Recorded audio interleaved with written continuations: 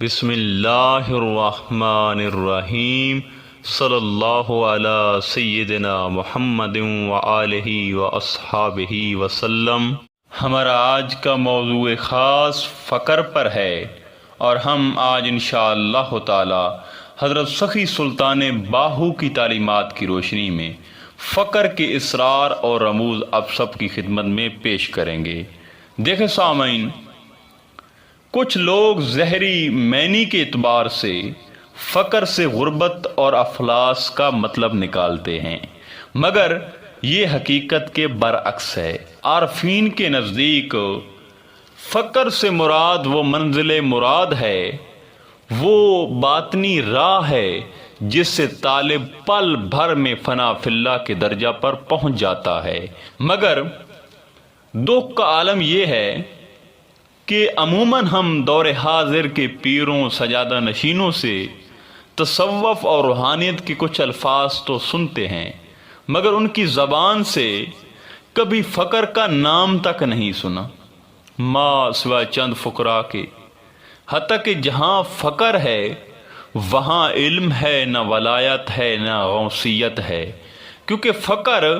فنا فی اللہ فقراء اور عارفین کا مشغلہ ہے۔ اور آپ کو پتہ ہے کہ فنا فی اللہ میں اپنی ذات نہیں ہوتی، اور یہاں انسان موت سے پہلے مر جاتا ہے۔ شاید اسی لیے زیادہ پیر حضرات فقر کا نام نہیں لیتے، اور فقیر باہو فرماتا ہے کہ بڑے بڑے ولی اور کتب فقر سے کتراتے ہیں، کیونکہ فقر کی راہ بڑی مشکل راہ ہے۔ اور آپ فرماتے ہیں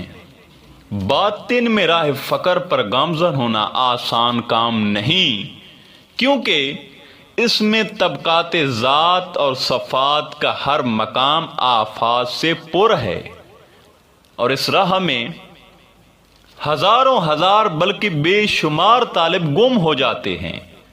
اور آپ فرماتے ہیں کہ اس راہ میں ایسے صاحب توفیق مرشد کامل اکمل کی رفاقت ضروری ہے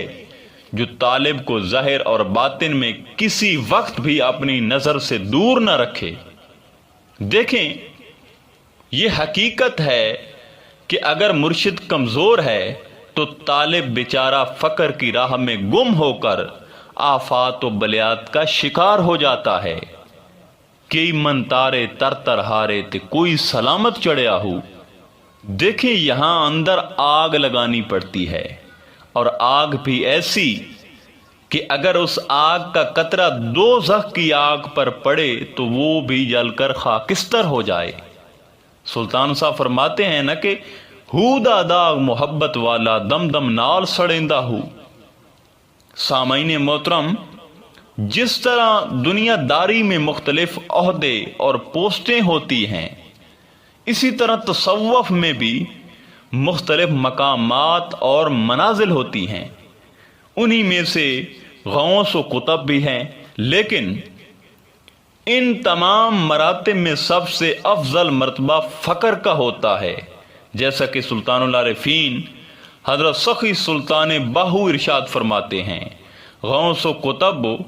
اگر تمام عمر بھی مجاہدہ ریاضت میں مصروف رہیں تو مرتبہ فقر کی ابتدا کو بھی نہیں پہنچ سکتے، کیونکہ مرتبہ فقر کی ابتدا شرف لقا ہے، اور شرف لقا کا حصول فنائے نفس سے ہے، اور فنائے نفس کا حصول زندگی قلب اور بقائے روح سے ہے۔ سامعین محترم، فقر وہ مرتبہ ہے جہاں پر انسان ہر قسم کی حاجت سے بے نیاز ہو جاتا ہے، صرف اللہ تعالیٰ کی رضا اس کے مد نظر رہتی ہے، اس لیے ہر حال میں تقدیر الہی سے موافقت اختیار طالب کیے رکھتا ہے، اور طالب اللہ تعالیٰ کے قرب کے سوا نہ وہ اللہ تعالیٰ سے کچھ مانگتا ہے اور نہ اللہ تعالیٰ کے غیر سے کوئی مطلب رکھتا ہے، اور اللہ تعالیٰ کی منشا و رضا میں مداخلت کو وہ گناہ سمجھتا ہے۔ اس لیے اللہ تعالیٰ کے قرب و حضور کے علاوہ اس کی کوئی طلب یا خواہش نہیں ہوتی۔ اب مقام ولایت میں تو ولی کچھ نہ کچھ دنیا اپنے لیے یا کسی اور کے لیے اللہ سے مانگ لیتے ہیں اور تقدیریں وغیرہ بدل دیتے ہیں، مگر فقر میں ایسا کرنا گناہ کبیرہ ہے۔ یہاں اللہ ہی اللہ ہوتا ہے۔ تاہم ہی تو حضور علیہ الصلوۃ والسلام نے ارشاد فرمایا، الفقر فقری والفقر منی، فقر میرا فخر ہے اور فقر مجھ سے ہے۔ سلطان العارفین حضرت سخی سلطان باہو فرماتے ہیں کہ معراج کی رات حضور علیہ الصلوۃ والسلام براق پر سوار ہوئے۔ جبرائیل علیہ السلام آپ صلی اللہ علیہ وآلہ وسلم کے آگے آگے دوڑے، عرش سے فرش تک دونوں جہاں آراستہ کیے گئے اور 18,000 عالم کو پیراستہ کر کے آپ صلی اللہ علیہ وآلہ وسلم کے سامنے لایا گیا، اور اس سارے اہتمام کے باوجود حضور علیہ الصلوۃ والسلام نے اپنی نگاہ ذات حق تعالی سے نہ ہٹائی، اور آپ صلی اللہ علیہ وآلہ وسلم نے اس تمام اہتمام پر توجہ نہیں دی۔ اور جب آپ صلی اللہ علیہ وآلہ وسلم سدرۃ المنتہا کے مقام پر پہنچے تو وہاں صورت فقر کا مشاہدہ کیا اور مراتب سلطان الفقر کی لذت سے لطف اندوز ہوئے۔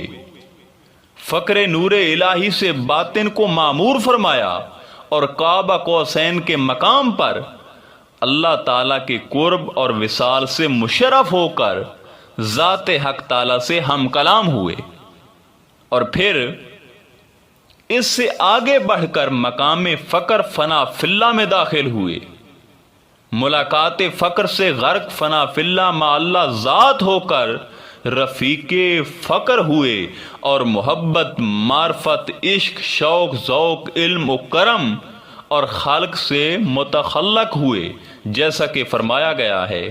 تخلقوا باخلاق اللہ، اخلاق الہیہ سے متخلق ہو جاؤ۔ اسی طرح کمال فقر پر پہنچ کر جب سارا دریائے توحید آپ صلی اللہ علیہ وآلہ وسلم کے وجود میں جمع ہو گیا تو آپ صلی اللہ علیہ وآلہ وسلم نے اپنی زبان مبارک سے اس کا اظہار کرتے ہوئے یہ فرمایا کہ فقر میرا فخر ہے اور فقر مجھ سے ہے۔ جب آپ صلی اللہ علیہ وآلہ وسلم مجلس صحابہ میں پہنچے اور دریائے فقر سے حقیقت فقر موجزن ہوئی تو فقر اور معرفت کے احوال سن کر صحابہ کرام کی ایک کثیر تعداد فقر محمدی کی طلبگار ہو گئی، جس پر اللہ تعالیٰ نے حکم فرمایا، اے محبوب صلی اللہ علیہ وآلہ وسلم، آپ ہر وقت ان فقراء پر اپنی توجہ مرکوز رکھیں اور ان سے اپنی نگاہیں نہ ہٹائیں کہ یہ ہر وقت ذکر اللہ میں غرق رہنے والے لوگ ہیں۔ اس پر حضور علیہ الصلوۃ والسلام شکر بجا لائے اور فرمایا، الحمدللہ، اب ہم اللہ تعالیٰ کے اس حکم کی تعمیل سے دم بھر کے لیے بھی فارغ نہیں ہوں گے۔ سلطان العارفین حضرت سخی سلطان باہو پاک فرماتے ہیں کہ فقر اللہ کے رازوں کا راز ہے جس کی مدد سے طالب مطلوب کے پاس پہنچ جاتا ہے۔ اور سامعین محترم، یہاں ذکر فکر یا علم نہیں ہے، یہاں ذات اور دیدار ہے۔ سلطان العارفین میرے مرشد کریم فرماتے ہیں،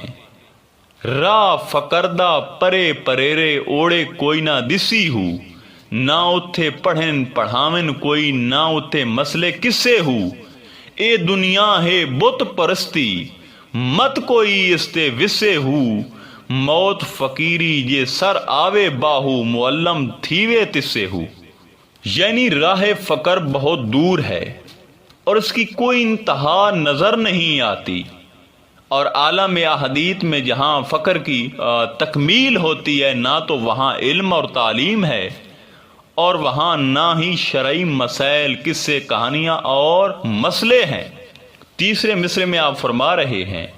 یہ دنیا تو بت پرستی کی دنیا ہے، اس پر تو کوئی بھی بھروسہ نہ کرے، اور فقر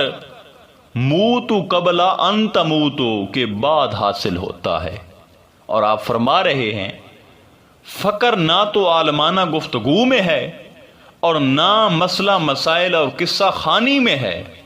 بلکہ یہ تو اللہ کے ساتھ عشق اور غرق فی توحید ہونے میں ہے۔ سامعین محترم، فقر کے علاوہ جتنے بھی ولایت کے مقام ہیں، انسان وہاں پہنچ کر بھی نفس اور شیطان سے ڈرتا رہتا ہے کہ کہیں نفس مجھ سے کوئی غلطی نہ کروا دے، کوئی غلط کام نہ کر دوں، اللہ کی نافرمانی نہ ہو جائے۔ یعنی فقر کے علاوہ انسان عمر بھر نفس کے خوف میں مبتلا رہتا ہے، مگر فقر میں ایسا نہیں ہوتا۔ فقر میں نفس اور شیطان کا ہوش تک نہیں ہوتا۔ جس طرح کسی نے حضرت رابعہ بصری سے پوچھا کہ مائی صاحبہ آپ کو نفس اور شیطان کا خوف نہیں، ڈر نہیں لگتا؟ تو حضرت رابعہ بصری نے فرمایا کہ مجھے نفس و شیطان کا ہوش تک نہیں، میں اللہ کے دیدار سے کبھی فارغ ہی نہیں ہوئی، مجھے کیا پتا کہ نفس کیا ہے۔ سامعین محترم، اسے کہتے ہیں فقر، اور حضرت رابعہ بصری حالت فقر میں تھی، تاہم ہی تو آپ نے یہ حقیقت بیان فرمائی، کیونکہ فقر ذات حق تعالیٰ کے علاوہ